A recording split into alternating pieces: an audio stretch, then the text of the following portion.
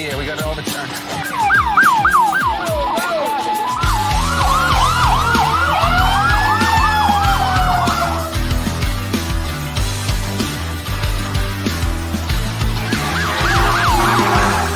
You're listening to the E-Men, inside the NYPD's Emergency Service Unit. No time like E-Man time. Welcome back, ladies and gentlemen, to another episode of the Mike to New Haven podcast. Of course, live tonight, as we have, I think we've crossed 230 episodes now. If this is not episode 229, then it's definitely 230. I've lost count, which is shame on me. But when you do so many of these, of course, it's easy to. Okay, so it's episode 229. We'll hit 230 later. Dock me some points for that. But nevertheless, it's going to be a good one. If you haven't checked out last night's episode, that was 228. And that was with retired FBI Special Agent Frank Gasper, although he'll tell you he's not retired because he's still active in the private investigative field.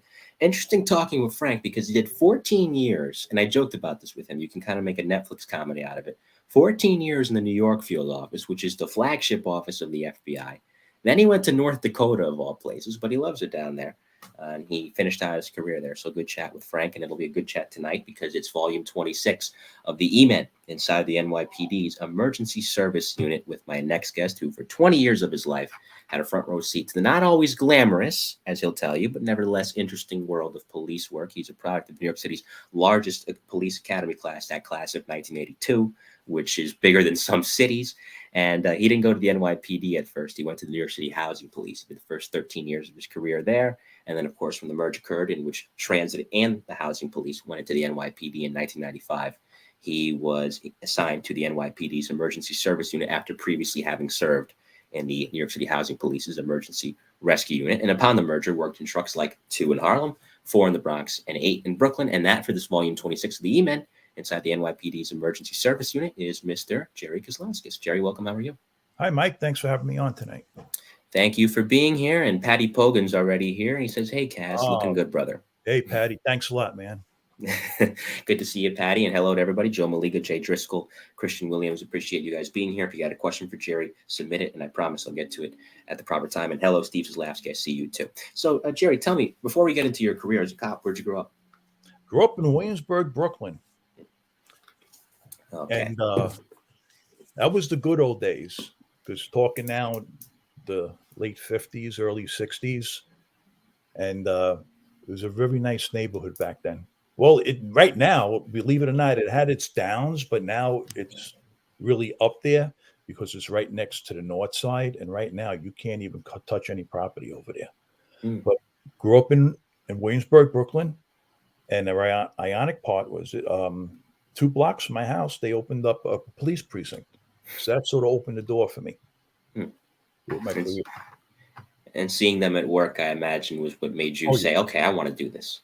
Oh, yeah. It was that. Plus, my grandfather was on the job, and he was his last name was McBride. So he was a typical Irish cop. He was a longshoreman for a period of time, and he told me stories about when he was a police officer, and he gave me tips, which helped me throughout my career. I'm sure it did. And that, I mean, I imagine the era in which he worked. Every era has its ups and downs, but that is really the old time Gotham, if you will. When you think of when they make these movies now that are set in a certain time frame, he lived it. So I imagine he had quite a number of stories to tell about a different time, but nevertheless an interesting time to be a cop. Oh yeah, he told me a story that he brought home an alligator one time from work. As you do. So he had to get rid of it. Then one time he bought a machine gun home from work. And when things got a little hot, he had to get rid of that. There was quite a few stories. And it was like, and he also showed me his patrol guide. And his patrol guide was only about maybe 20 pages compared to the patrol guides when I went to the academy. And in there, they used to have, like, if a horse fell and broke its leg, how to dispatch the horse the proper way. That was the type of policing back then. Wow. Truly a bygone era. But nevertheless, like I said, an interesting one. And so you come on in 1982, and even now with the crime surge, it's still, I will call it a bygone era because of what kind of work was going around back then. And it's not to diminish what the guys and the gals are out there facing now, but back then, as I've covered many times on the show, it was a war zone. And coming into that academy class, so many notable names came out of that academy class who have been on that show, or on this show, I should say. But nevertheless, during that time in the academy, never crossed paths with each other just because of the sheer size of it. For some people, that can be intimidating. But given the fact that there's so many people there, you kind of feel like you can slip under the radar, if you will. And I mean that in a good way, where maybe the screw ups aren't as magnified and you don't feel like you're alone. How could you in a class that big? Well, they still kept an eye on you. You oh, there's that. Yeah. Sneak under the radar back then too. But it was funny you say it. There was a lot of people. It was funny the day of graduation. I jumped on a train with my family and we're going down, graduation over Madison Square Garden. Mm-hmm. And it was funny. I bumped into a friend of mine that I didn't even know he was in the academy. He was in the same class as me. Wow.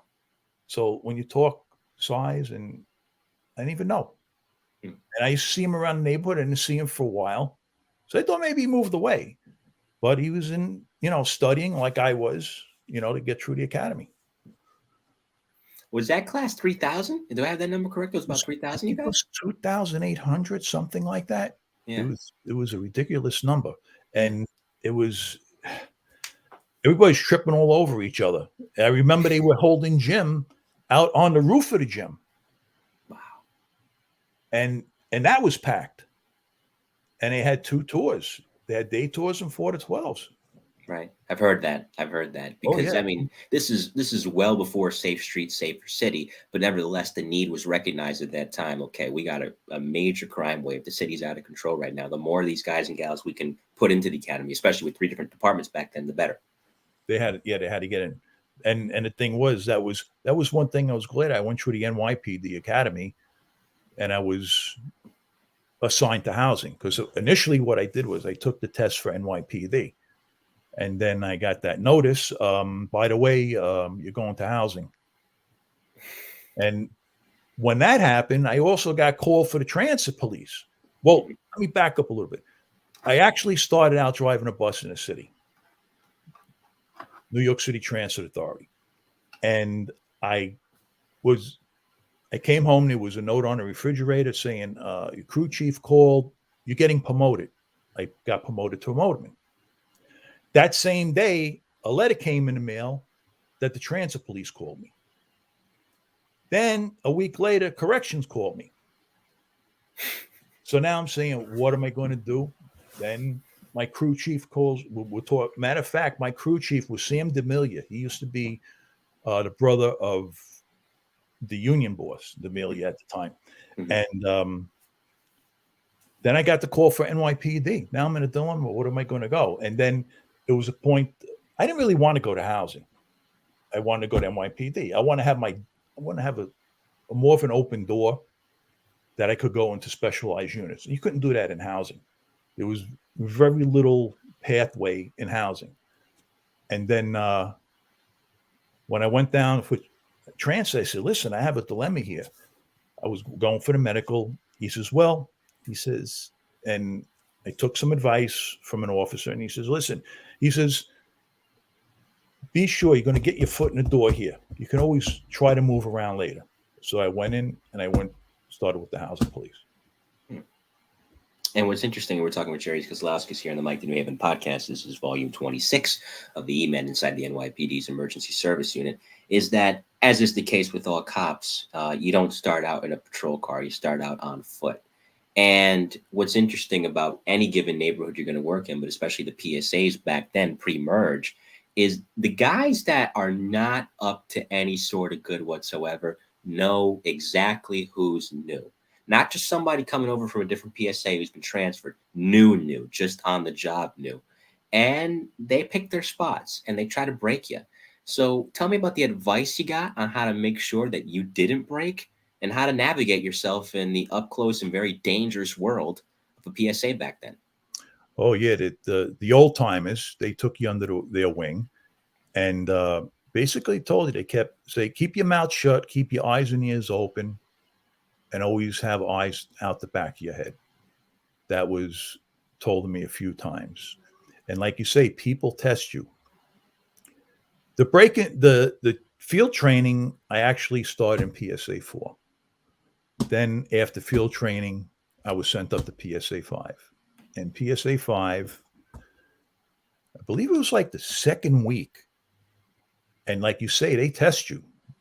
And up there, that was Spanish Harlem and Black Harlem. And I remember now in housing, I was working midnights alone on foot.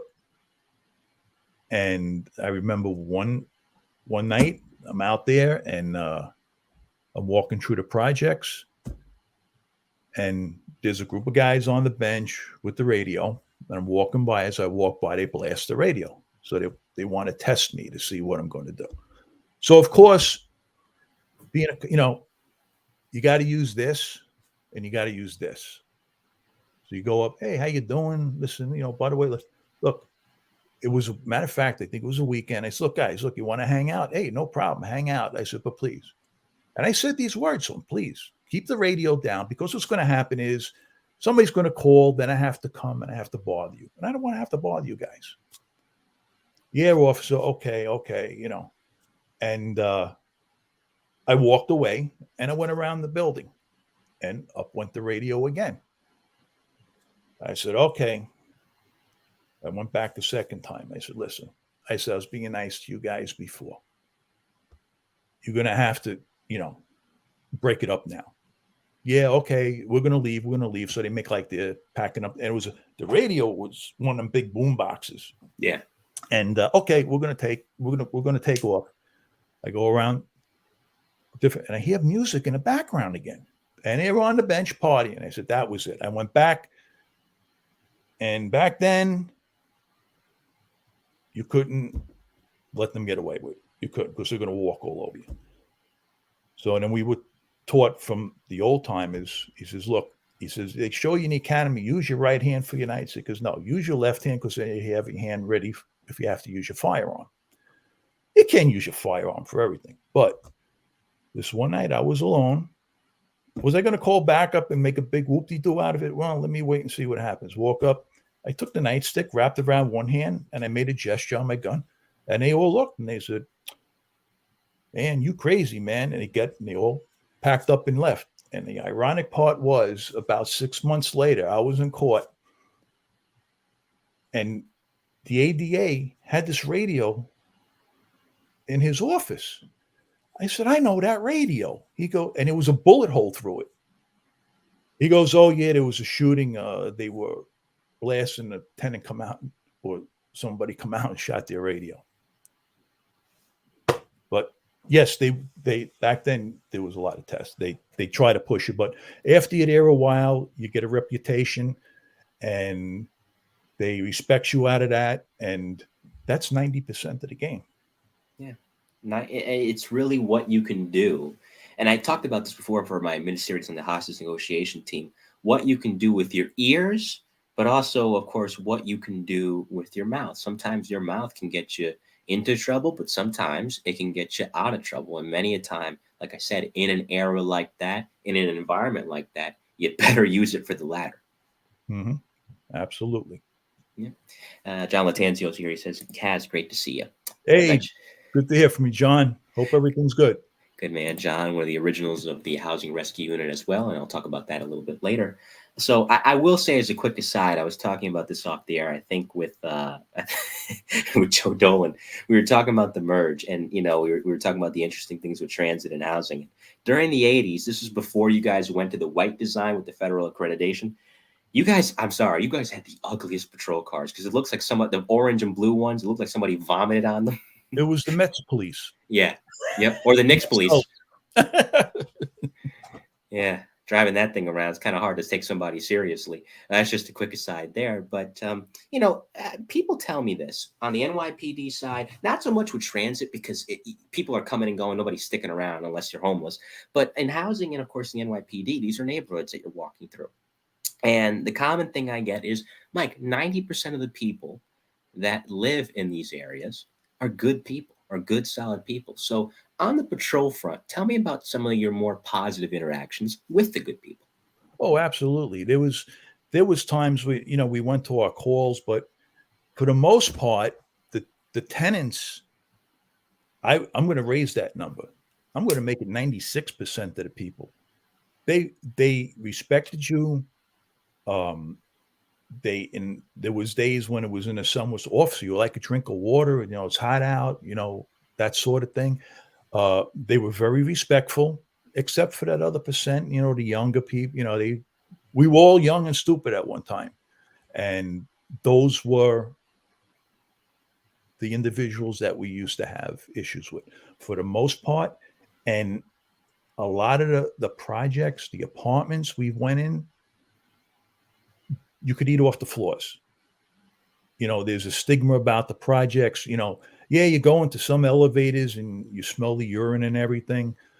And you had people that lived in the projects. They did not, besides the maintenance people they had working there to sweep the hallways and to mop them down, there was tenants that would go out on their floor and mop the floor and sweep the floor and make sure the garbage wasn't overflowing out of compactors and everything. So the majority of people that lived in a project, they were pretty decent people. So that stigma don't hold. Yeah. And it's motivating because you look at them and you look at the way they live their lives, and then you see that small percentage that's trying to make life difficult for them. That's pretty much all the incentive you need to want to do the job twice as good, not just for yourself, not just for the attaboys, which are always nice to receive, but for them. I mean, after all, who do you serve? Who do you protect? The people. Yep, exactly. Yeah. John Latanzio, to my point earlier on the Knicks police or the Mets police, says state colors. I forgot that is New York State colors. Not the prettiest colors, but nevertheless, the colors. I like how you blended it later, though. It was when you had the white vehicle with the blue and orange stripes. That's fine. But like I said, it looked like somebody barfed on it. It looked like a Happy Meal gone wrong. This is volume 26 of the E-Men inside the NYPD's Emergency Service Unit. And tonight's guest is Jerry Kazlauskas for this volume 26. So tell me about, of course, collars are always very, very important for a young cop to make, even if you spend a lot of time down in bookings. And even though it might be exhausting for a sergeant, I mean, listen, you want go-getters, right? If you're a boss, you need go-getters. How else is the city supposed to be cleaned up? Tell me about not only, making these big collars, but also having that wherewithal, using that street cop smarts to spot a perp before he even does something. Well, you see, up by us, there was a lot of drugs. And there was one thing. NYPD, they were not able to really go out and make drug arrests per se. If they come across a car and they saw the drugs and they made a summary arrest that way. But we used to be able to go, and we used to have our set of, we all had binoculars. We would go into the stairwells and we knew where the drugs were being sold. We'd sneak in the back way if we can, or down through the basement work, and we would observe, and we would make some pretty substantial collars out of, we would get the buyer, the seller, and the drugs. And that's what you need for, to go through and get a good conviction. And the other stuff, like there was another big percentage we had in housing was domestic stuff. And yeah, you made your collars there, but then you had your robberies, you had gun collars, a lot of guns in the projects, right. Especially in Brooklyn. Brooklyn is gun haven. And there was people, guys that had, I spoke to them, bro, and that was like 7.5 area, that forget about it. But in up there, I had quite a few gun collars. But the drugs, that outweighed everything up where I was. We had the dawn of crack up there. We had dust. Dust was easy. You used to smell it on them. That was, every Friday night, we know to go onto 115th Street and go back and forth, because all the kids from Jersey that was going down to the concerts, they would come and cop their dust. And we knew that somebody that looked like me don't live there. And they're coming and they're in groups, and you go by and you just sniff it. And we had dust collar. And that was one thing. You used to hear the tenants, That's the way, officer. Get him. Lock him up. Lock him up. Oh man, and listen, like I said, they want you to do that job. They want you to be proactive because they live there. They're the one that has to deal with it. At least, not that this diminishes the cop's role. Obviously, while you're on a tour, or sometimes working double tours at that, you're in the danger zone, but you do get to go home at the end of it. That's their home. They live there 24/7, 365, and for a lot of them, they can't get out for a while. So if they're going to live there, you got to make the best of it. So making collars of that sort is definitely key. And mind you, with dust, I remember seeing an episode of Cops. It was in Philly, and this was PCP that this guy was on. Yep. He was naked. He was big guy as it was, and there were 6 cops, and they had a hard time restraining him. Oh yeah, we had a need. Guy dusted out, and he was a handful. We had him in the ambulance, and we had a cop on each of his arms, his legs. And back then, yeah, nowadays you don't do it, but I'm trying to hold his head down. He was actually he's like trying to bite everybody, and he's lifting the force of it. He was able to lift me up with his head. They had Superman strength when they had that stuff in their system. Yeah, they could give the UFC heavyweight champion a run for his money with no martial arts training whatsoever, because not only do they have that superhuman strength, they don't feel pain when they're on that stuff. No, they don't. They don't. It's like they're impervious to it. I had another guy on dust. He was in a hallway, and the call came in, so I go in, and he started coming at me, and I maced this guy, and I got a good shot, and he was using his mouthwash. He was like drinking it. And luckily, my backup was coming in. It didn't faze him. Didn't faze him at all. My goodness. Carl Smith's watching. He says, shout out to you. He says earlier, he says, always someone looking out the windows at the housing police. Oh, absolutely. And it's true. And it's true. And John adds a further point. Taser didn't work so well on dusted up people. And he's right. Oh, yeah. Nothing would. A crowbar wouldn't work. No. Man, no. And tell me, I feel like even though housing cops were really the last breed of the community cops, when you're in the RMP, when you finally get to that stage where you're in your own patrol car or you're riding with someone in a patrol car, you could lose a little bit off that edge, because sometimes you're paying attention to the radio, but you can get into the habit, at least some cops do, the good ones don't, the smart ones don't, of getting complacent and just waiting for the job. When in reality, especially during that era, yeah, the jobs might come over the radio, you get them, but you have to look out and see if a job comes on before it even goes over the radio. In housing, we were required to do building checks, do facility checks, and that meant, see, I was disappointed going to housing, and that was before I got there. Because prior to this, yeah, I was an auxiliary cop in New York City. And I used to hear the radio calls all the time. And I would hear no housing available, no housing available. And I had that in my mind. I said, where are these guys all the time?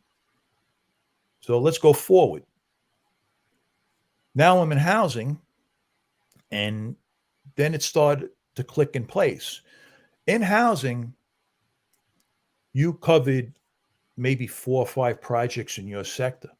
But that 4 or 5 projects was spread into 2 or 3 precincts, and only one car was covering that.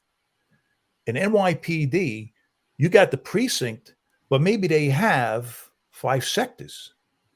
So now here I am in a sector.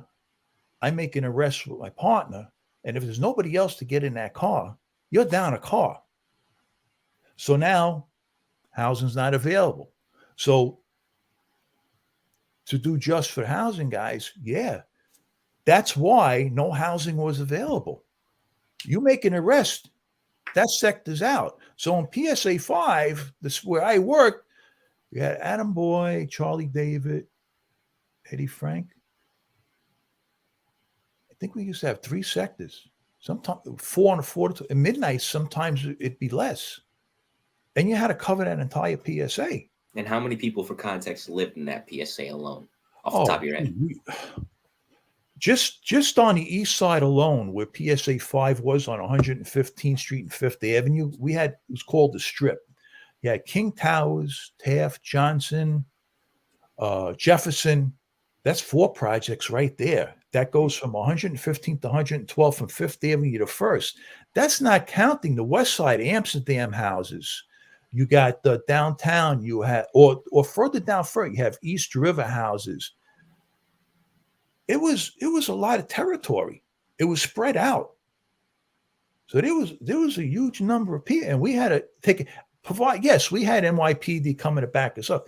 In the first days of housing, we had our own radio frequency. Mm-hmm.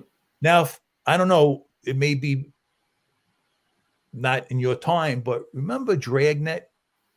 I've heard of the show, yeah. Dragnet, in the beginning, they showed the dispatcher taking the call, and they put a card on a belt, and the belt would go, or the operator, and then it would go to a dispatcher. That's what housing was. Housing didn't have this elaborate communication system. They had on 99th Street in Manhattan, the headquarters there, it was a room with maybe one room was about 8 or 12 desks, and each desk had a phone, and that belt went along there. And then in the other room was the dispatchers. There was maybe 5 dispatchers, and they covered the whole city.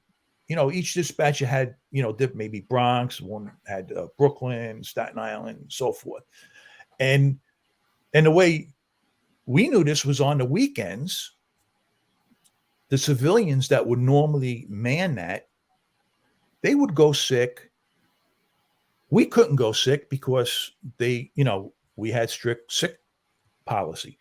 And so on the weekends, on Fridays and Saturdays, PSA 5 gets the call. We need 5 cops here to cover the desk. We go there, answer the phone, like me. Housing police, officer 3016. That was my shield number when I was a housing officer. Where's the emergency? And I had to fill out a card. Then I had a computer. I had to punch it in, put the address, would pull up the project, put the project where it was, Brooklyn, Queens, or whatever. Because that phone line, I get a call from anywhere in the city. Then I put that card and go around, and then the dispatcher would dispatch the footpost or the sector. We had that old system. And then I don't know, I forgot what year it was. We went on to the 911 system. And that's when we were actually on the frequencies with all the precincts. And that, believe it or not, that improved service to the projects and so forth, and plus for backup. Because now I call for help on the radio. This dispatcher that I'm talking to has to pick up a phone, dial 911. I'm housing police. I got a unit calling to 1013 over East 102 on Madison Avenue. That's all lost time. And those members could be killed in that time. A lot can happen. A lot can happen in 10 seconds. Oh, yeah. So mind you, the time I'm calling for help, if I could get to my radio. Now let's go to the other part where everybody gets to know in the housing projects. It could happen anywhere in the street. I could be at the front entrance to like on 96th Street to Central Park, and something happens. Somebody sees a Good Samaritan. Yeah, the officer's having problems. The projects you're in, like was just said, there's always somebody looking out the window in the projects.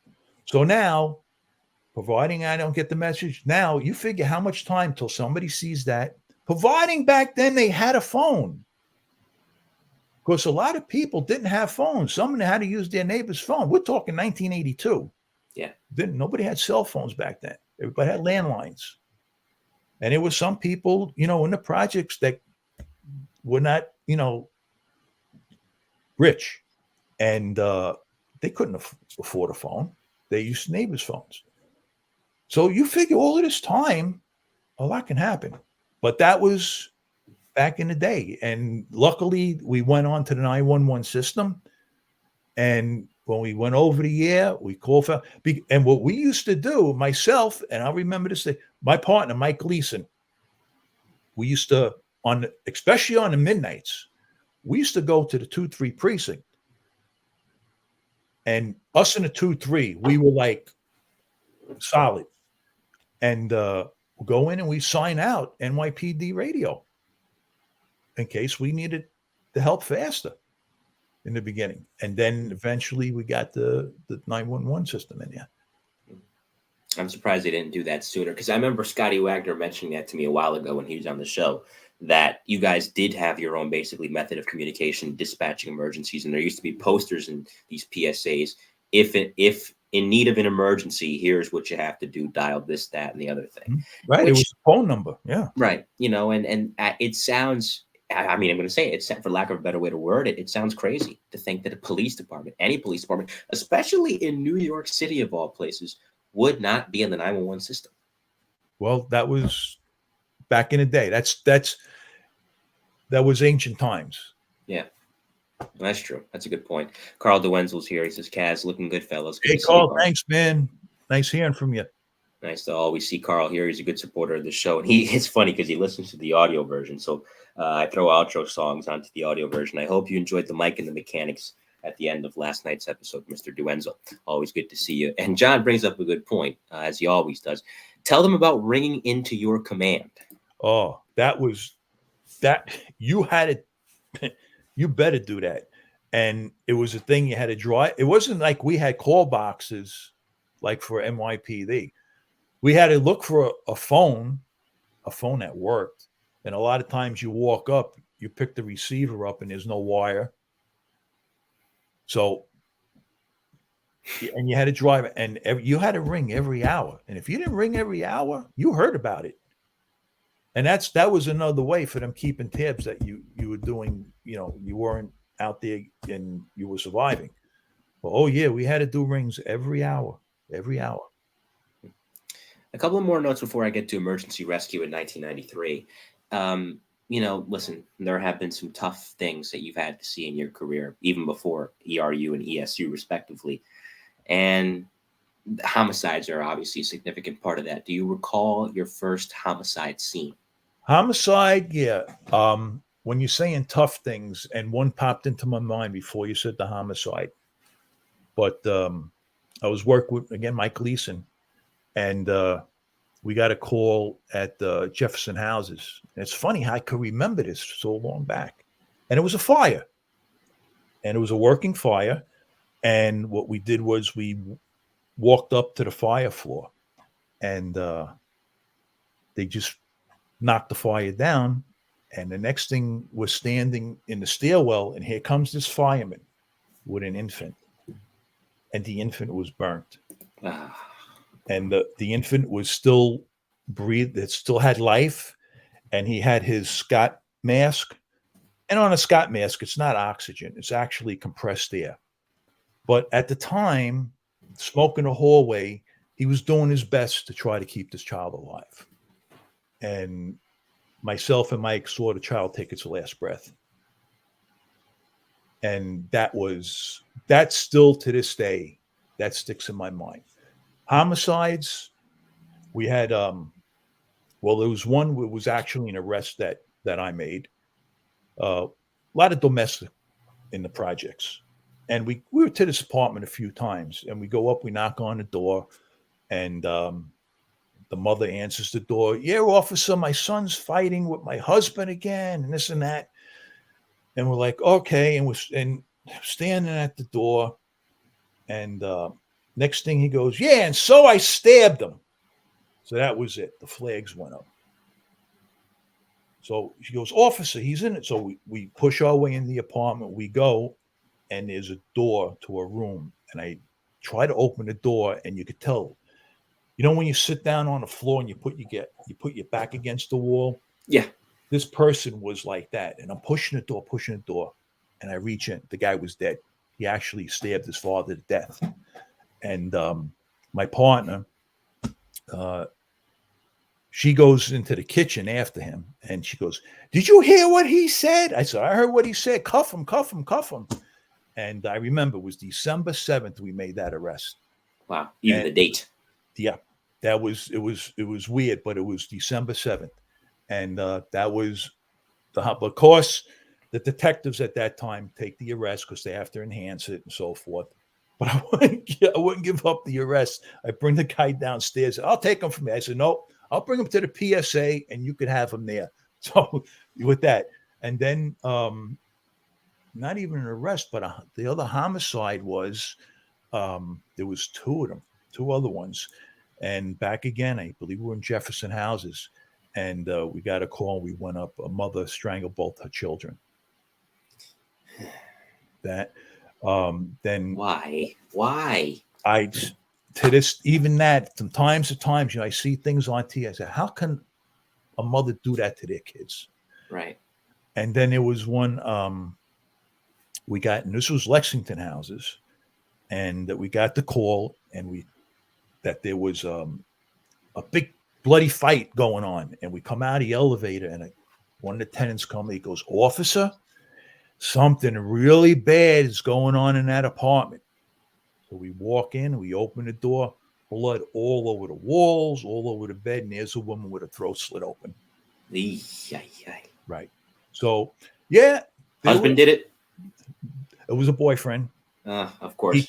He sort of cleaned up a bit, but what happened was they found, and they ended up catching him because they did, we stood to the whole thing. The forensics come in, and they brought in these lights, and he goes, "Come on, I'll show you. Just put these masks on," because they were using some chemical that was very toxic. And he was showing us, and the finger, it was like wallpaper with handprints all over. It was amazing what he was pulling out of that apartment. And he said, "I found something in the drain." And sure enough, it went to court. We went down, we had to testify what we saw. And sure enough, they got him. Whatever they found in that drain tied him into that homicide. Wow. Yeah. Wow. No, your detective bureau was no joke. I mean, the same thing for transit, but it always amazes me to see, for the department that was never really given the love. I always felt of the three, obviously everybody knows the NYPD, they're big brother. Transit, you're going to see naturally because millions of people take the subway. You guys, I don't want to say the bastard stepchild, but you were definitely the middle child. There was a lot of middle child energy with housing. And it makes people forget just how many resources you guys had. And the detective bureau was chief among them. Well, actually, when they did the crime scene, it was actually NYPD that came in. Oh, okay. There were certain things at certain times, NYPD had to step in. So, of course. Well, it happened in the city of New York, right, but exactly. If it happened on a NYCHA confine, within the confines of a NYCHA housing development, I should say, yes. Naturally, you work it in tandem. And I'll tell you, like I've said before, the main precinct we worked in was a 2-3. Great cops in that precinct. Yeah. I had nothing to say about them. We got along well. Anything, backed up each other. Matter of fact, on midnights, there was one park in Carver Houses, and I'm sure if there's anybody out there knows about Carver, it used to be called Black Park. And on the midnights, that's when he used, and especially the weekends, that's when he did their pitching, Mm-hmm. And what we used to do was, as soon as we turned down the midnights, on our radios, we used to have a toggle switch. And the one sergeant in the 2-3 was driving crazy. "Mike, go to 4. Mike, go to 4." And we'd switch to 4. Now we could talk to each other on the division, but it didn't hit the repeater and go down to the, one police plaza at the time. So what we would do is, "Yeah, you're going to go. Yeah, I want to see." Next thing you know, 2-3 guys are showing up. "Hey, can we get in on the fun too?" So yeah, sure. Come on. Why not? They couldn't make the arrest with drugs like that, but hey, they had a hand in it too. And sure, why not? The more the merrier. And it made it safer too. Right. No, of course. And the thing is, you ask any NYPD detective that was working in a squad or a specialized unit pre-merge, if they are not a curmudgeon, they'll appreciate the fact that housing was around, specifically their detective bureau, because it gave them more manpower. You guys had the manpower to work certain cases that involve NYCHA developments that they did not. So as you said, the more the merrier. It's safer and it's more efficient too. There's no redundancy there. That's right. So it's a good thing. It's a very good thing.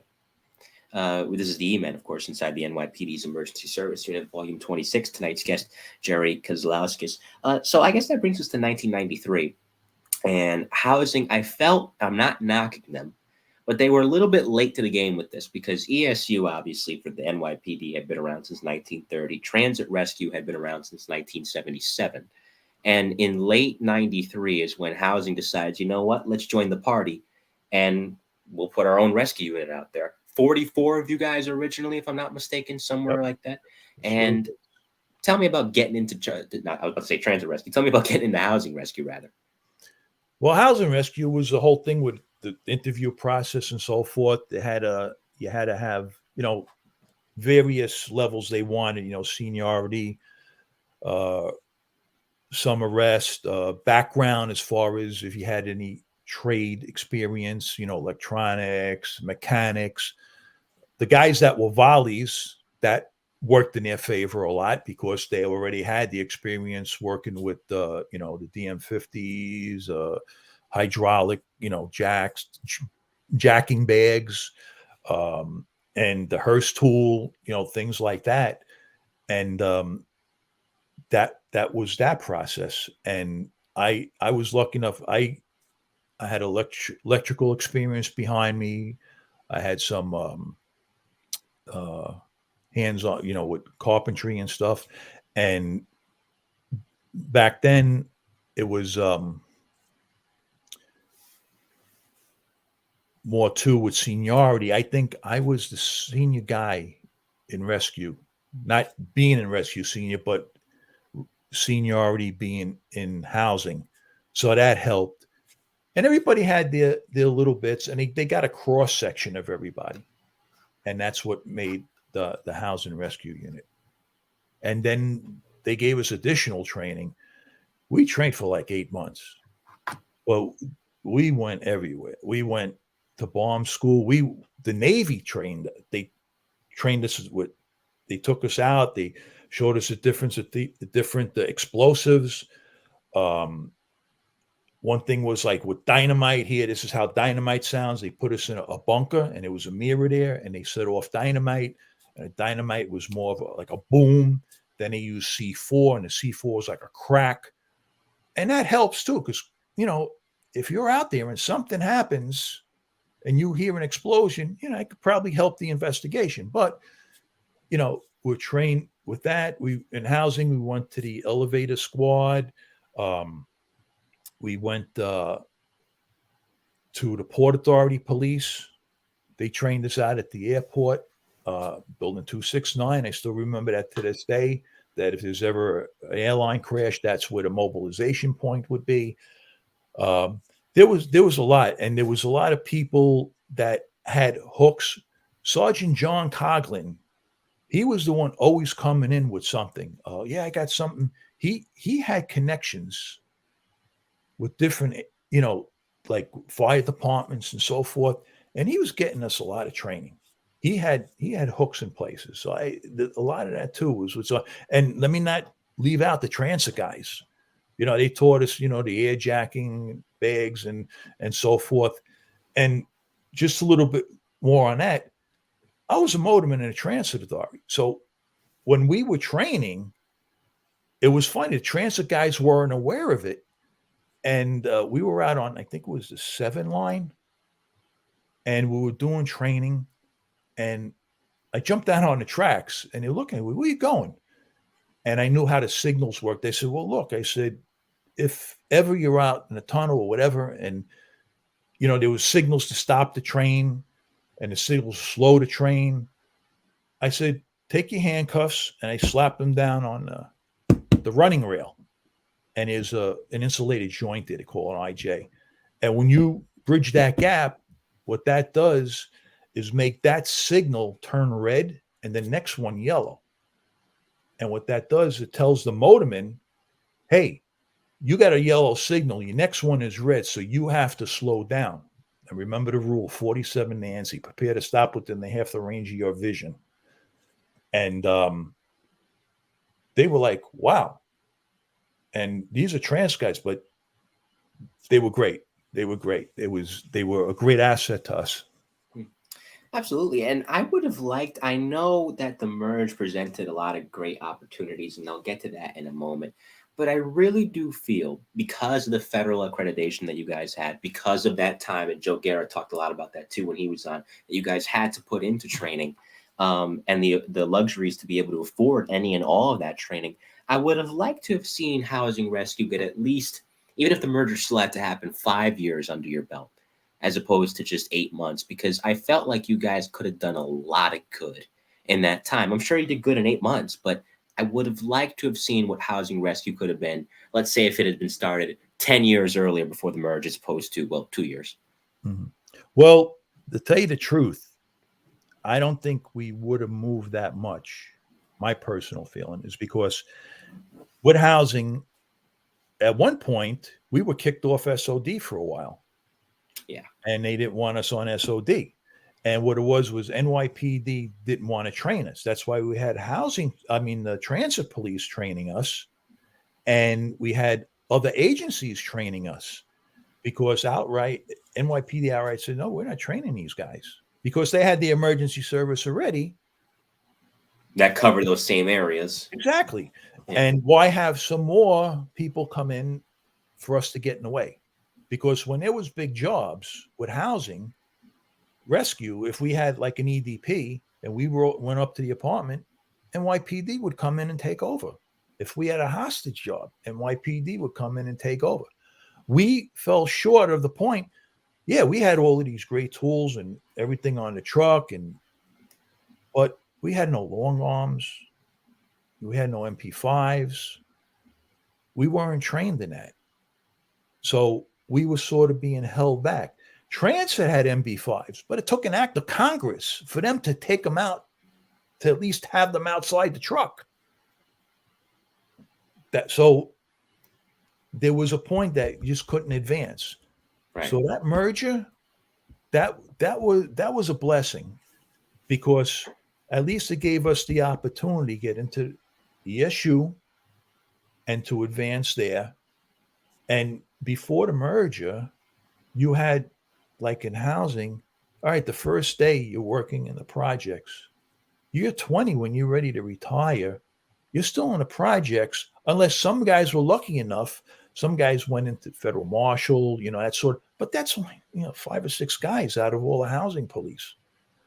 And to go, you were at a standstill. And in housing, we become a project, you get a steady PCO that you assign to them, or you had the project stabilization unit, or you had plain clothes. But you didn't have, the door wasn't open all the way for us. So you couldn't really advance. You can never go from PSA 5 to aviation. I'll tell you a story. I was taking care of the radios one day, and then they said, all right, look, I was taking care of the RMPs. And they said, oh, look, while you're down here, take these radios, we need them fixed. All right.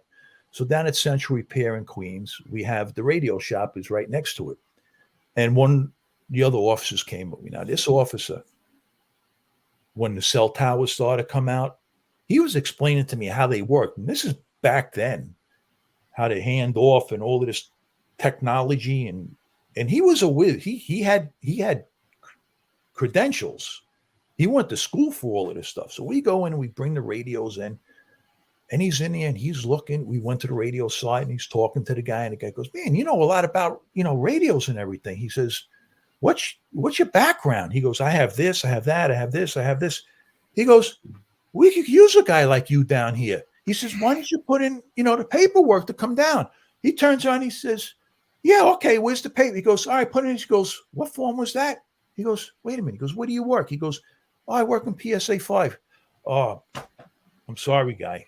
Your housing can't use you. See, something like that. Here's a guy that could have took off on a career, but he's stuck. Maybe he could have did something else here, but that door was closed to him. Right. So with the merger and with that opened the door for us. I think so. That's the benefit of it, especially for the SOD side. Before I continue, Joe Burns says, so long, guys. Mike, always great interview. Jerry, you haven't changed. All the best. Thank you. Take care.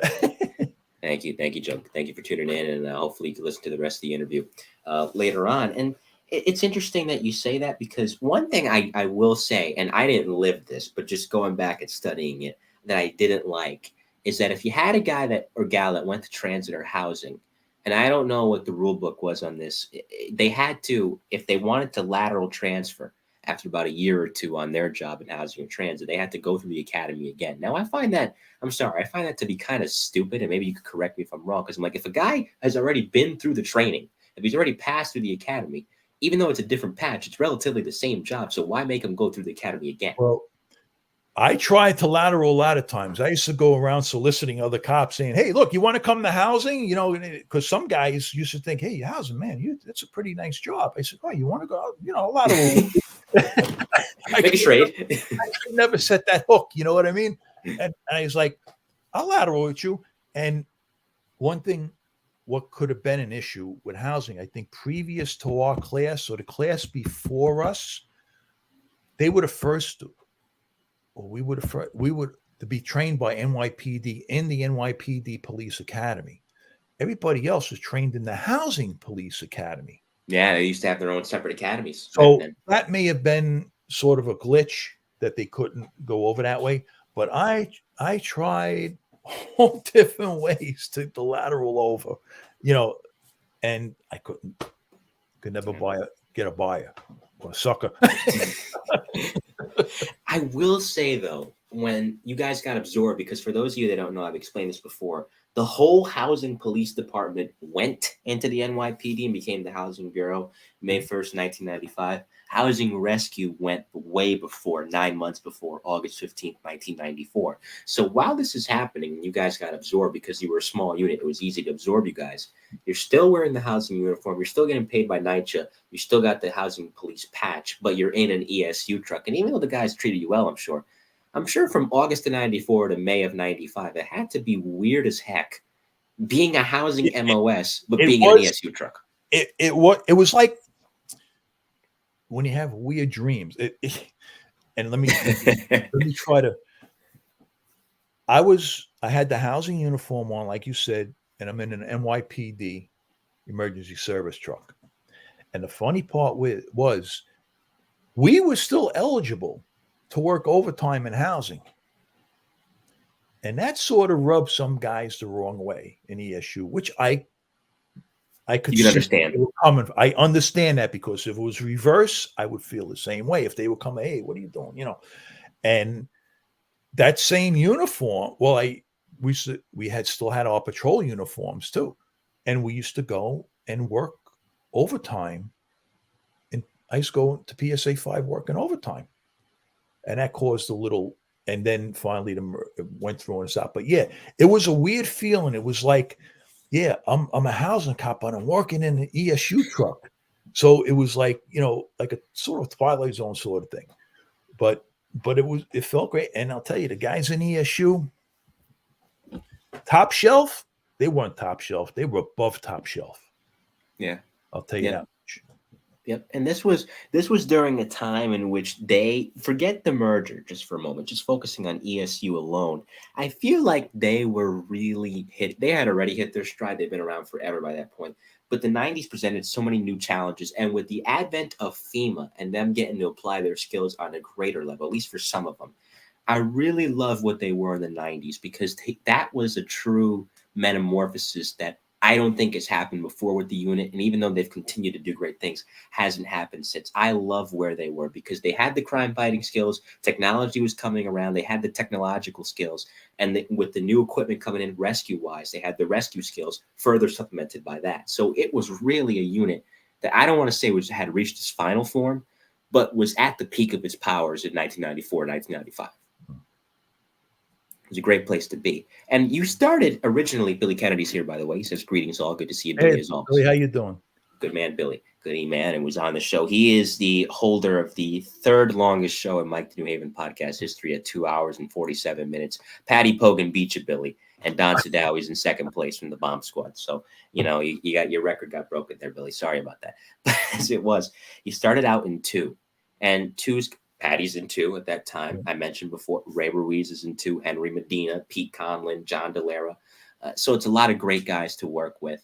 Tell me about catching jobs. Well, which squad were you in? And tell me about catching jobs with the given squad that you were in. And I should mention Kenny Bowen was there too. Giving squad catching jobs where in And which squad were you in truck 2 when you got there? truck 2. I had Sergeant Juan Garcia as sergeant. I was JR. with John Delara. I was in with let me see, my mind's slipping me. John Delara. I had John Politowski was in the squad. Dan Donnelly. Joe Ocasio came in when the transit guys finally got mingled in. Mhm. Who else is in there? Guys, forgive me if I can't remember your names, but yeah, it was a great group of guys. Yeah, that was the squad. I think it was squad. Was it squad? Second squad? I I think it was think the second squad. second Yeah. squad. Yeah, I mentioned that I think it was second. right. I mentioned that in the Anytime Anywhere. I should mention, don't forget the rat that John killed was also in that squad for a while too. Oh man, I don't think I was there when that happened, but you hear about it, man. Eddie Well, Reyes was with them. Eddie Reyes Eddie and the Ray. late Patty Oh, yeah, Eddie and the Ray. late Patty Murphy. Yeah, yeah. Yeah. They tortured that poor guy, man. I love you, John. I'm kidding around, of course. I know he watches this show. I'm teasing you, John. I love you, buddy. But it was funny because I would do the same thing, but I like, listen, I'm not getting anywhere close to that thing. He stood on top of a toilet. I'm like, same. Yes, like I am not gonna get anywhere near that thing. Just grab an axe and take care of business. So I don't blame him one bit for doing that. I would probably, like I said, I would probably do the same thing. So it's like I said, like you said, rather, they were above top shelf. It's such a great thing. It's such a great place to work. And I feel like it's a unique gamut in Harlem because obviously, listen, as Billy can attest to in the chat, working in one truck and all the guys who have flown to one truck, it is a unique job because it's not just, perp searches, or it's not even just rescues. There's so many unique things that can happen in Lower Manhattan.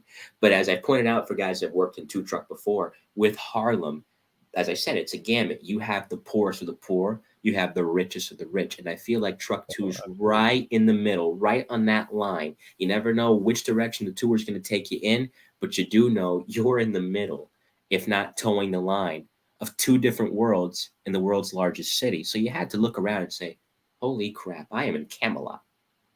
Oh yeah, yeah. It was a suspected homicide. I'm forgetting the guy that played in oh gee, here I go again. The glass skull and all of that. What was those? It's like Santeria or something like that. No. It was. It'll come to me. But he was a great, well-known actor, and we had to do a building search, and we had to go into apartments that were unoccupied, and we actually ended up in his apartment doing a search, but it was under construction at the time. So, like you say, yeah, we were in jobs where there was the wealthy and where it was the poor. Yeah. His name will come to me if it comes up, I'll mention who it was, but it was one of the actors. You mentioned J.R. Garcia. Now here's a guy who had been in the Trade Center bombing in 1993. Oh, John Tenzio says Tomb Raider. Tomb Raider. That's it. No, it wasn't Tomb. It wasn't Tomb Raider. No, it was Keep thinking, John. Help me out. Yeah, help us out, John, because I wouldn't know the name either. But talking about during that time, of course, in two truck, I like I mentioned J.R. Garcia. He'd been in the Trade Center bombing. He was a Marine as well. Later on, he was over at TWA Flight 800. And a funny story about that, where I think he accidentally called Chief Anamone Captain Anamone in the heat of the moment. Anamone thankfully had a good sense of humor about it. John Scrivani says Indiana Jones. Hey, John, how you doing? Oh, John Scrivani, talking about top shelf. Oh, beyond. I want to get John on the show. Sergeant John Scrivani. Holy smoke, him and he. Oh, yeah. Great guy. And Great. John McArdle, Lieutenant John McArdle, those two guys down at the Trade Center, the command. I can't say enough about them. No, I've heard a lot of good guys, or a lot of guys have said good things. Well, they are good guys too, about John Scrivani and John McArdle. John, I know it's been a while, but I did send you a timeline regarding what you gave me. I sent an outline back to you. for review. I'm going to send it again after the show because I know you get a lot of emails, but I did send you a timeline because I do want to get you on the show eventually. Pound, thanks for tuning in tonight. And Stu Kelso, I see your question, buddy. I'm going to get to it momentarily, I promise. But like I was saying, JR, with a boss like him, like I said, been in the Marine Corps, been in the NYPD a while, good E-man. What are your fonder memories of working under a guy like that? He was a no-nonsense boss, but you know something? He was like a family. He was very much treated everybody like family in that truck. Yeah, I think that's what I could say about JR. Yeah, you'd run through a wall for him, guy like that. Oh yeah, I would run through. Absolutely. Yeah. And I feel like everybody's bringing such a different expertise to it because you got Politowski there. Like I said, Delara, by the time you got there with the merge or with the absorption, Delara had been there 7 years.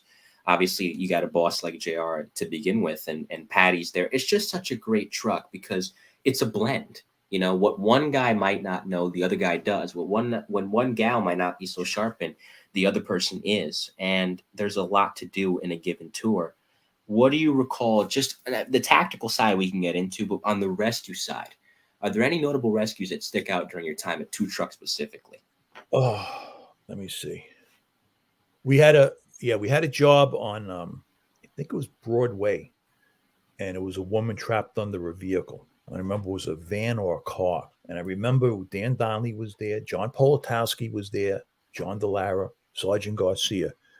And we used the air jacking bags to lift the car up off of her. That was one of the rescues that I remember. Right. And then it was another one. Well, EDPs.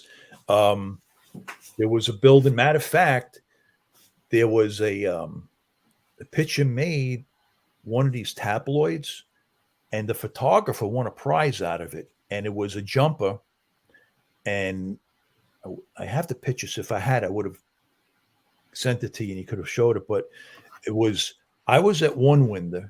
John Delara was at the other window. And the guy was starting to jump. And you see John Delara reaching out like to grab him. And there was we had an airbag set up on it, and he went into the airbag. So actually, that was a save. You know, he didn't perish. He went into the airbag, and they were able to grab him. And you know, that's the beauty of a unit like the emergency service unit. In that, as I was saying the other day, people might look at a police department and say, "Well, why would a police department unit need to participate in rescues? Look at the city you're working in. It's 8 million different people. It's 8 million different scenarios for disaster. And for as great as the FDNY is, they can only do so much. So it's good to have a police department that has a unit that not only is adept at the tactical side, but can also participate in these rescues. Because for people that say, well, the NYPD is used like a SWAT team. As I told Joe Dolan off the air, how many SWAT teams do you know that can pull somebody alive out of a building collapse or a mangled car?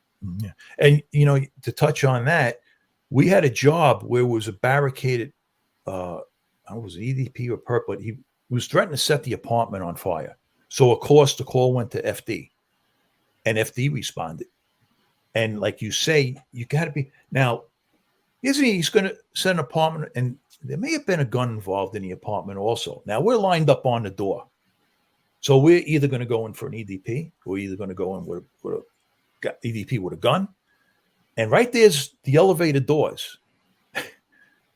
And there goes the elevator doors, and there's all the firemen ready to rush out, and they saw us lined up on that door, and it was like kids wanting to press all the buttons to get the elevator moving. And that's where, like you say, you know, you got to have that mix of all those different specialties. Any issue, that's the mix right there. Absolutely. This is volume 26, like I said, of the E-Men inside the NYPD's emergency service unit. So, of course, going from Two Truck, you leave Two Truck in 1997 after an interesting run there upon the absorption in 94. And I believe next, was it 4 Truck before 8 Truck? 8 Truck, okay. See, you go over to Brooklyn. My old neighborhood, Sergeant Pult. Yeah. James Pult. By the way, before I get to Jimmy Pult, who worked at 8 Truck, was Mario de la Vega with you in 2? Mario De La Vega, yeah, he was up in two truck. Yes, he was. Okay. Yep. All right. For anybody in the chat that keeps in touch with Lieutenant De La Vega, let him know that I'm looking for him. Listen, Spanish brothers got to help each other out, right? So talk to De La Vega for me if you can. Give him my number and tell him to give me a call, because him and Jimmy Polt, actually, in an episode of Cops, had a job where it was supposed to be a suicidal EDP. It was like on a weekend day, and they got there pretty quick because the traffic wasn't that bad. And it turns out the guy wasn't an EDP. He was celebrating Woodstock 94 and dancing on his ledge. They go in his apartment. The dude's got a weed farm in there. So those are just some of the interesting jobs that you can handle, like I said earlier, in two. So you get out to 8, and I imagine you must have felt right at home. Like you said, your old stomping grounds, but it's different now. You're an E-man. 2 blocks from A truck. I used to live there. Yeah. So seeing those guys at work. You know the area. It was great. So, I mean, was Rod there by that point? Rodney Gillis? Yeah. This is what, 97, right? No, it was in about 97. Yeah, 97, 98. I think so. I know there I was always with always saw Harriet Stevens and Maddie Lawrence, Roddy Griffith. Yeah, Audie Griffith. Yeah, Griffith. Right. Yeah. But the funny part with Rodney Gillis, matter of fact, he was in 2 truck, because my wife was on the job too, and we used to. In the beginning, we were in the same squad, and she would drop me off and pick me up at the end of the day. And Rodney come out. And, oh, how you doing? How you doing? She's I grew up with this guy. Small world. So yeah. So, and I believe that took place at 2 truck. So I'm sketchy with the A truck, but I think didn't he live in Brooklyn?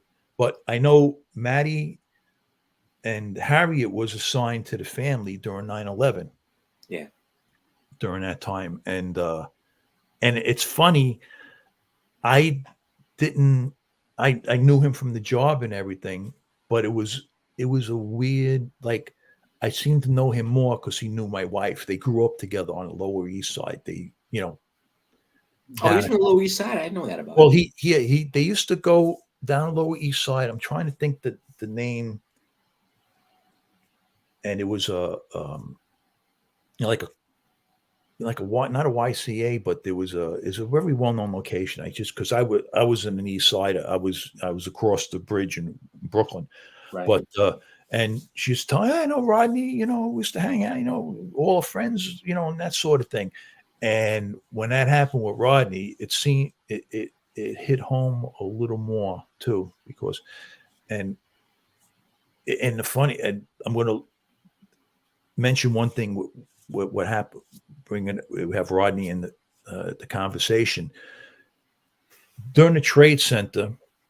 Part of the job I used to have was when the families would come down, they would call me, and then we would arrange to bring the family members out to the pile, and we try to bring them close to the area where they were last seen, or they were recovered from, and that was their part of getting closure. And Maddie and Harriet called me up and says, Kaz, we're going to come down with Rodney Gillis's mother and the family and some of the members of their church. Right now I'm getting chills. And it was like a dreary day, cloudy, gray, overcast. And I brought them over to where we felt Rodney was last, the stairway and everything.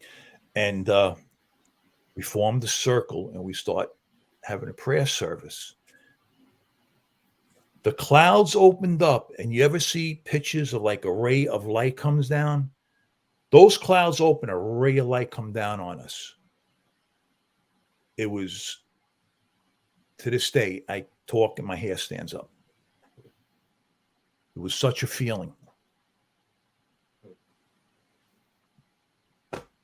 Yeah, and in moments like that, I can't even follow that up. Obviously in moments like that, you look for any kind of solace. And I guess there was an article during the 20th anniversary last year where it said that light shines through darkness. And, that was a moment where obviously it's a dark time. The site is a cesspool of metal, and underneath all that metal and twisted steel is obviously stories of lost lives and people that you'll never see again. But I think it's, a moment like that, it speaks to something about Rodney that he really loved this city. And a few years ago, they did an anniversary piece down in North Carolina. I know his family's down in Carolina, where he wanted to be all over New York City. One of his daughters said his ashes are actually spread throughout the city, throughout the 5 boroughs. So, he lived for this city, and ultimately on that day, he died for it. And I thought I'd ask about him. And before I continue, I do want to get this dude's question, because I promised I wouldn't forget, buddy. It says, did the relationships between different units improve vastly during your career? Thanks, Stu, for the question. Oh, yes, because you know what it was? You have housing coming into NYPD, and there was some static there. And there was some like in the beginning when the trans started their rescue, there was that static. Right. But once that merger happened, everybody got to know each other. Hey, you know what? This guy's not a bad guy. Hey, this guy, and us looking at the PD guys, hey, he was a really nice guy. Hey, I learned some stuff from this guy. And then they learned from us, believe it or not. And vice versa, transit PD and housing with trans. So yes, it did. It actually did improve over time. And it was everybody solid. Yeah. And I think it's the same thing with FEMA and the guys from the FDNY and the NYPD, because you see each other on jobs and it's like, Grr. But once you're actually in a dynamic where you get to know them and you're away from the city and you're not competing to get the jobs to beat each other out for it, same thing. Hey, this guy's not such a bad guy. He's pretty talented. Oh, this guy, that guy. Oh, I grew up with him. So like I said earlier, small world. And it increases camaraderie. So I get the people that are still to this day bitter about it, in terms of the police side of it with the merge and the hostile takeover, as they call it in 1995.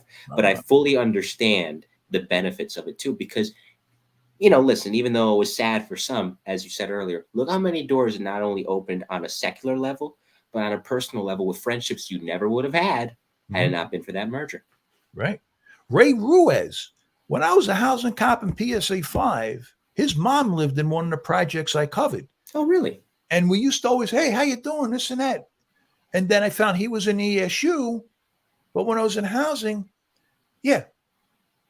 back to the days when I was first started with the auxiliary police, whatever, I was always saying, I would like to go into ESU, because it was funny, because there was one cop that was a coordinator, Richie Arena, in the 90 precinct. And he always used to sit down and he'd go to me, he goes, you're going to be a cop someday. I know you're going to make it. And matter of fact, one of our coordinators, Huey Hunt, became an ESU cop. And he said, yeah, I know you're going to make it. And we were looking in the newspaper, and there was a picture of an ESU cop going up the stairs with a shotgun. And I turned around and I said, I would like to do that someday. And you did. And it worked out. If I was in housing all my career, that wouldn't have happened in housing. Housing rescue, yeah. But would have we advanced? To a degree, to an extent. Yeah. But I would have never had the opportunity to be in an elite unit like that. Yeah, you drove, but at least you got to drive the good humor truck for a while. Yeah. Billy, I preface this by saying I love you, and you know that, but I hate you at the same time, because ever since you called it the good humor truck, every time I look at the housing rescue truck when I'm putting together a thumbnail, I start laughing, because that's the first thing I think about. So thanks for that, Billy. The 3-wheel scooters, we used to call them Frankfurter carts. I'm like, why did you have to say that, Billy? But so it's stuck in my head. So thanks for that once again. And it's interesting, just to go back to that real quick, last note on it. And this is the same thing for transit rescue, unless they did. If they did, somebody correct me, because I'm not trying to look like an idiot, which is very easy for me to do. But I don't think either rescue unit had the big truck. I know housing never had the big truck. I don't think transit did either. No. We only had the REPs, so that was it. We had the REPs. We didn't have the big And warlord. Like some REPs people. are great. Don't get me wrong. But when you're in a situation where, like I said earlier, collapse situation, hostage jobs, you need that, Oh, you need that bigger right, stuff. Yeah, absolutely, right. absolutely. It's funny. We have and I'll bring up a funny story with about Mike Curtin. Yeah. The housing vehicle REPs that we had after we got into the merger, what they did eventually was repaint them and put them into circulation in the ESU trucks. And this was now in two truck. Mike Curtin had came in and I ended up being in his squad. And he had Joe Vigilante in there and Vigiano. And what happened was the one day he goes, "Come on, we're gonna go out and all," because he was a go-getter. And we get into the housing REP, and I'm sitting in the driver's seat, and I said, on the floor, there used to be a pedal that we didn't have to take our hands off the steering wheel to activate the lights. You would just reach with your left foot and step on this pedal, and the lights would go on. So I said, Sarge, you want to see something? Mm-hmm. He goes, what? I said, watch. And I do this, and I'm going to the light pack, the controls them. And I reach over and I tap, and the lights go on. He goes, how'd you do that? I said, I do it with my mind.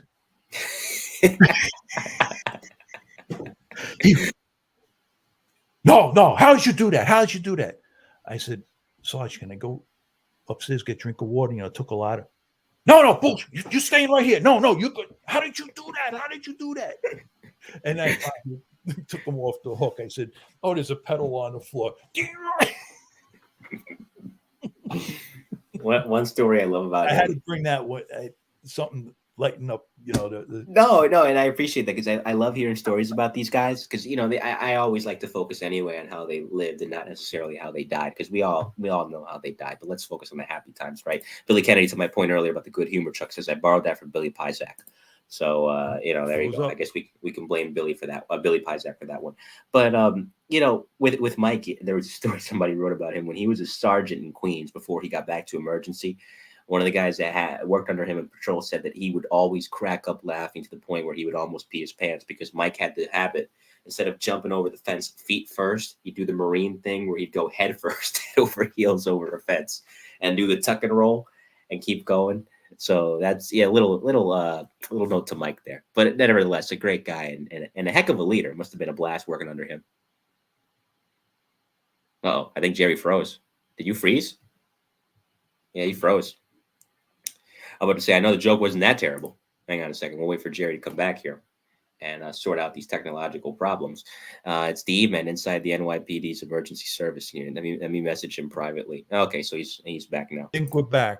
Yeah, you're back. He froze out on the other one. So listen, you got the roll of quarters under the desk there. You got to put into the thing to get the electricity going again. Right? No problem. But I was saying, did you hear the story I said? No, it just says it popped up. No, so I'll repeat it again. That Mike, when he was a sergeant in Queens, the guys used to get a kick out of him in Queens because he had this habit where instead of taking a fence, jumping over a fence feet first, he'd do the Marine thing where he'd go head over heels and then do the tuck and roll and then keep running after whoever it was that they were trying to get. Worked. That's it. It worked. Yeah, that was his method. Great E-Man. And like I said a million times over, would have loved to really, I would have loved to have spoken to him on the show. I don't know if he would have done it. Some guys are more low key. Maybe he would have been more low key about it, but I would have loved to at least made the effort if he was still around. But we have the stories about him. The guys that work with him can always share these stories. And hey, my man, Keith James is here. Good to see you. My man, Keith, if you haven't checked out his channel, please go do so. He uploads a lot of classic WFAN content from the old days with I Miss Mike and the Mad Dog. So check out Keith's channel for those of you out there in the chat. Real quick on Ford Truck, again, great squad. You're reunited with John, who you had in housing. So again, talking about feeling at home in A Truck, must have felt perfectly at home working under John and 4. Oh yeah, John was a big teddy bear, but don't get him mad. He's a big man. Oh, he was huge and fast. back in the days of PSA 5, he was my squad sergeant, and I had a foot pursuit, and he was behind me. And I don't know what he did. He passed me, and he caught this guy. And we were moving. But going back to truck 4, yeah, John Coughlin, big history buff, too. He used to tell stories about history. It was like I was back in high school, with the classes. And it was amazing. He always, kept your interest. It wasn't like, yeah, okay. It was interesting things. He used to tell us about history. It was amazing. Yeah, just such a unique man. And really, I think Evan Schwarner said it best about him, not on this show, but in tributes that Arlene Harrison put together. It didn't matter who you were, even if you weren't an E-man, even if you weren't in his squad. If you felt that, John can get something done for you and you called him up, he never, ever, ever said no. Ever. Absolutely. Like I said, when we were doing it, he was making the calls. And John was our hook with certain parades. He would get you in the right spot. And I'll leave it at that. But and you had a lot of them during that time with the Yankees. Yeah, the Yankees. They made me a lot of money in truck 4. I imagine. Great games. Great times. Well, just not the money, but it's funny, ESU, and it opened the door.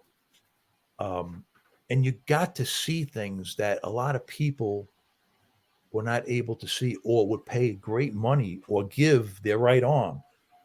Opening day at Yankee Stadium, we were working that, and I was like a response team inside, because we had snipers up on the list.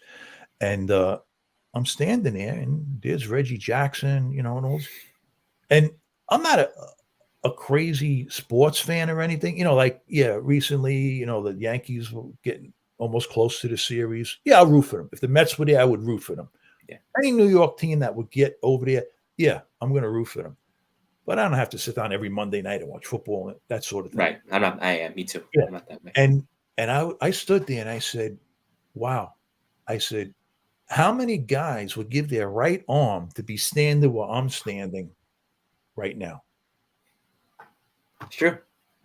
True. And Franco told me the same thing when he was on back in July. You look around, he's like, in his background, Astoria, Queens, son of a single mother. How am I here? And I don't have to pay for it. And I'm getting paid to be here. That's the beauty of it. Usually to get those kind of seats and those kind of angles, you got to pay top dollar. It wasn't even seating. You guys were in the facades. For those of you that are wrestling fans out there, you'll understand this reference. It's like when Sting used to be in the rafters on WCW Nitro and then come down and fight the NWO. I mean, that's what you guys were doing and getting paid top dollar to do it. Sometimes overtime, top dollar, I might add. Yeah, you get to meet a lot. Sometimes you were lucky enough to meet dignitaries and celebrities. The only down part during 9/11 is when you met celebrities at that time, which was unfortunate. Yeah, ground zero. At ground zero. But like I said, at the Yankee games, and it's funny, my brother-in-law is a really big Met fan. My cousin is too, but my brother-in-law, I got to give all the time. And he's a real true Met fan. So I was like, and I would tease him because it was around the time I think my son made communion. And we were at the celebration. And I said, yeah, I want to thank the Yankees for this because the overtime I made paid for this party. So I had to give them a business, But the Mets, No, I mean, you know what? I said this before. Any guy that was working in 9 and 10 during 99 and 2000 when they had those playoff runs, especially during the John Rocker controversy when he made those really terrible comments about New York, and half New York wanted to kill him during the month of October 1999. Not that you wanted him to get killed, but the guys in 10 truck, they must have the money signs coming out of their eyes. Oh, yeah. No, it's great. It's great work. It's great business. Like even with the past, when the Mets were going, I said, "Oh, maybe the Mets are getting the guys over there 10 make some overtime." And then when that fell through, I'm saying, "Oh, the guys in 4 truck, okay, I could see possibly they're going to have some overtime this year." Well, they got a little bit of it, at least they Yeah. got a little bit of it. But the Yankees, unfortunately, don't get me started on that. Basically, I have two words for you: Brian Cashman. He's got to go. I don't like that man one bit. He has caused me nothing but pain and agita. That's a different story for a different day. Just real quick before of course, 2002, you retired, and it's not the note that you want to leave on. I'm sure you would have loved it if after 20 years, listen, I've had my fun, I've had enough, and you walk out, but 14 of your friends did not make it out of the World Trade Center on 9/11. 23 of your brothers and sisters in total. I'm sure if you had bomb jobs, you might have bumped into Claude Richards, or if you had a precinct job, you might have bumped into John Perry or Morris Smith along the way, just to name a few of these individuals. If not, I always ask this to guys that left right after. If not for that day, and not just the day itself, but the agonizing recovery efforts that followed, would you have been one of these 25, 30-year guys? Or let's say in June 2001, if I would have came up to you and said, Jerry, what do you think about next year? You're going to retire? Were you thinking about it already? Well, you see, it's sort of unique for me because my son was born on the autism spectrum, and it would have been hard for me to continue working. Plus, my mom was in failing health, and I would have had to leave anyway. And if it was a different situation, yeah, I probably would have been a 30-year guy. But just with that, I had to, step away. I had to leave. And with that leaving, I wanted to make sure that I give my son a better life. And when I left, one of the things I did do was everybody has a dream when they retire. Oh, I'm going to travel, this and that. Yeah, I got an RV, and I managed to have him see all 50 states. Wow. Within that we could drive to, of course. Yeah. And then I was able to get him up to Alaska and Hawaii and other area, the islands and stuff. And that was he loves to travel. So do you feel that allowed you to heal? Oh, yeah, it allows you to heal, but there's always that scar. That's true. Scar. Yeah, that's true. Yeah. John Latanzio said that's awesome, and he's right. And Billy Kennedy, to our point earlier, Backstage Pass, the greatest show on earth. And listen, ain't nothing wrong with being on the spectrum, as we talked about, because for those of you that don't know, I've never said this on the podcast before, but why the heck not? You know who else has autism? This guy right here. You want to know why I know so much stuff about the NYPD and why my memory is a mind trap? Because I got Asperger's, baby. And I can tell you this. I've learned, and I'm sure your son has done the same thing, to use it as an asset. It's not an albatross. It's only an albatross if you think about it. Like an albatross. So listen, much like him, I'm autistic and I'm darn proud of it, baby. I commend you. Yep. You learn to live with it as each day goes by. And listen, some of you guys probably could have already told by our interactions, but if not, hey, there you have it. So with that said, I guess we can get to the rapid fire. It's been a heck of a show. It's one of my shorter ones, but what it was not in time. We got a lot, listen, sometimes it's about quality over quantity. So nothing against the guys that have been on previously, but let's say I talked to a guy for 2.5 hours. Maybe I don't get the same amount of stories as I did in an hour and a half with you. So I felt like we covered the meat and potatoes of your career. And not only the meat and potatoes of your career, but what I also loved is we covered the meat and potatoes of the guys you worked with. It was really a look at a time and not only your history, but ESU's history during that time frame. So it was good, and I thank you immensely for this. And the rapid fire, of course, is 5 hit and run questions from me, 5 hit and run answers from you. You can say pass if you want, especially if it's not something that can be said on the air. And we'll jump right into it with, first, the most uplifting job that you, Jerry Kazlauskas, ever responded to in either housing or the NYPD. Uplifting job. It's going to sound weird, but I'm an animal lover. I like dogs, especially. That makes two of us. Yeah, and we were doing, myself and Dan Donnelly, we were doing, Clinton was in when he was president, and it was a job up in Upper Manhattan, and it was a dog that fell between two buildings, and the buildings were shaped like a V. So the woman took the dog up to walk on the roofs, and he went down. He was stuck there.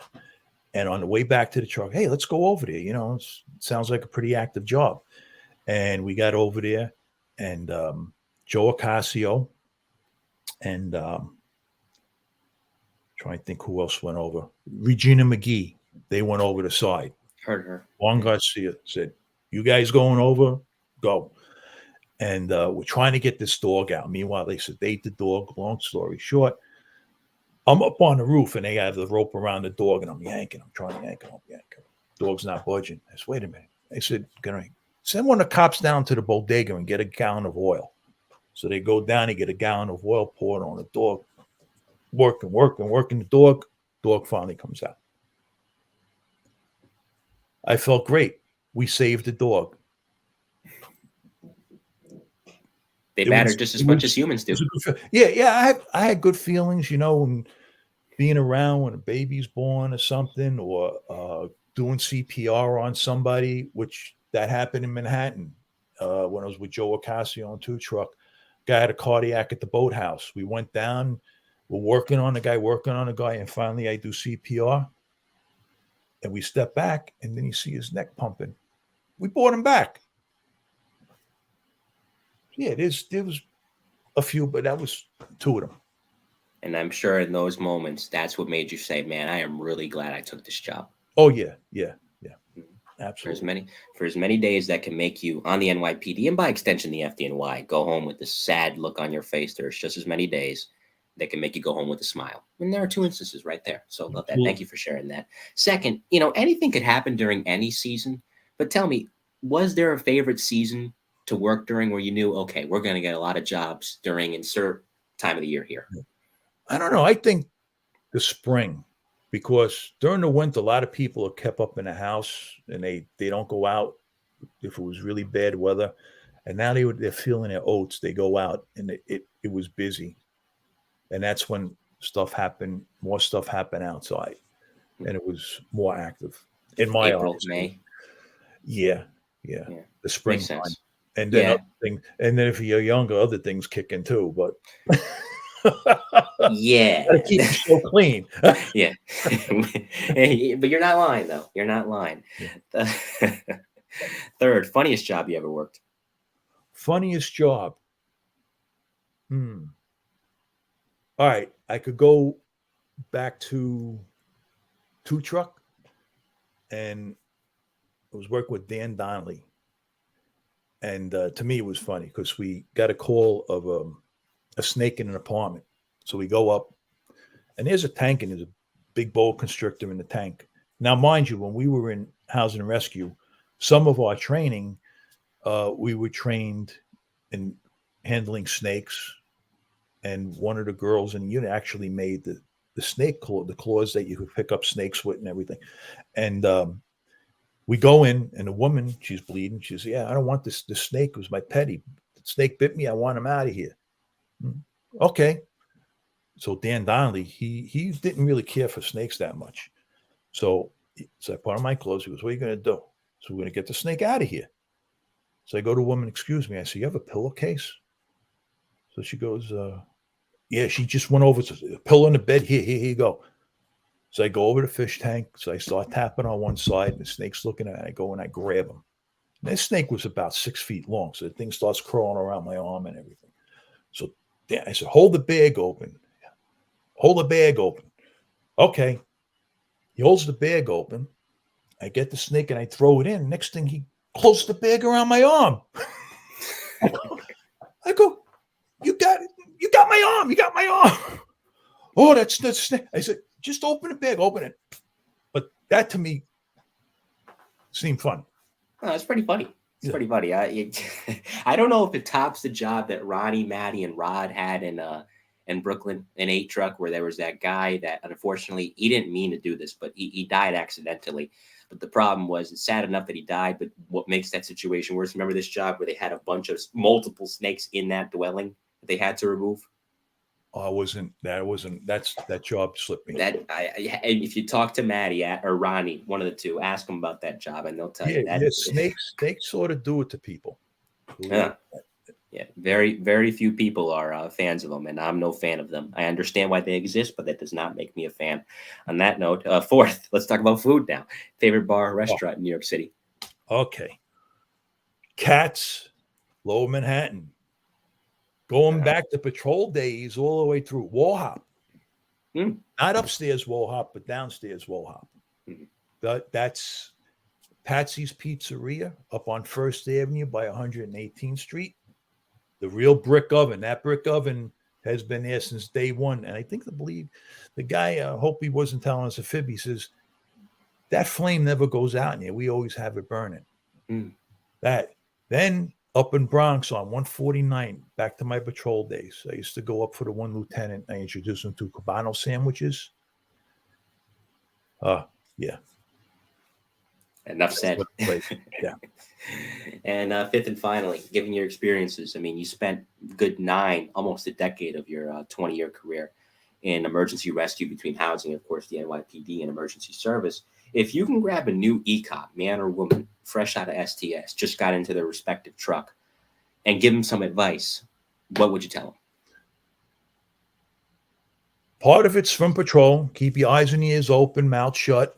Learn. Be a sponge. Absorb. Another thing, whenever you have an opportunity, fly to the other trucks. Because your truck, your guys are great. But you know something? Every borough offers something different in certain areas.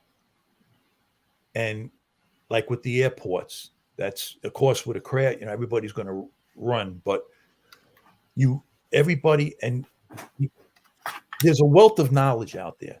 So you ECOP, go out there, volunteer to fly to trucks, because that's where you make more friends, absorb, learn. Knowledge is wealth. Knowledge is wealth and knowledge is power.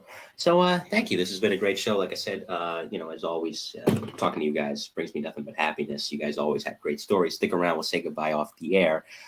Before I say goodbye to the audience, my lovely audience, which I'm so grateful for, is there any shout outs to anyone or anything that you would like to give?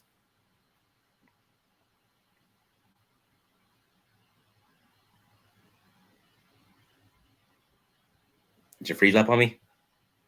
Me? I think I'm thinking he froze up. I'm saying if you want to give any shout outs to anyone or anything. Just all the guys from ESU, guys from housing. I don't know if any guys from patrol were on, but I hope health to everybody, a long life, and collect a lot of pension checks. Yes. I echo those sentiments completely. And John Scrivani says, "Great job, Kaz. You look great. Please get my contact info from Mike." Yeah, I'll give John your information. I'll give Jerry your information, John. I should say, no problem. And hopefully you guys can reconnect. So that was, like I said, a lot of fun. Coming up next on the Mike the New Haven podcast, of course, it's going to be the Best of the Bravest, Volume 32. We haven't done one of those in a little bit. It's going to be with Jim Raftery, and it's different because Jim was a fireman, but in Lake Carmel, he was a dispatcher for 25 years with the FDNY. So it'll be interesting chatting with him. And then we're going to go back to the E-Men next Monday with a guy that you just mentioned earlier during the show. Transit Rescue came over with the merge, and that would be Mr. Joe Acasio. So that should be an interesting show coming up with Joe, hearing his stories. That'll be volume 27 of the E-Men, of course. In the meantime, on behalf of Jerry Kazlauskas, this has been a very good volume 26 of the E-Men inside the NYPD's Emergency Service Unit. I am Mike Colón. We will see you next time. And as the E-Men like to say, anytime, baby, take care.